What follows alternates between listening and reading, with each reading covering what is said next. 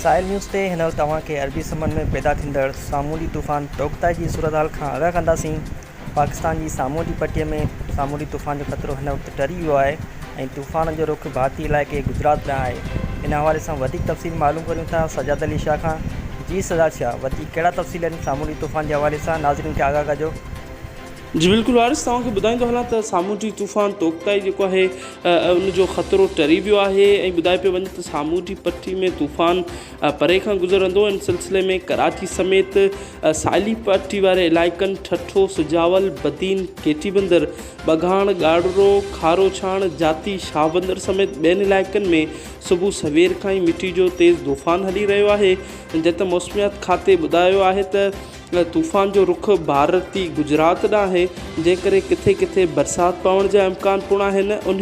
उन्हें समुंड में वियल मुहाणनि खे वापसि घुराइण जो सिलसिलो पिणु जारी आहे। इहे हिदायतूं जारी कयूं वयूं आहिनि त उहे जल्द जेको आहे किनारनि ते पहुचनि।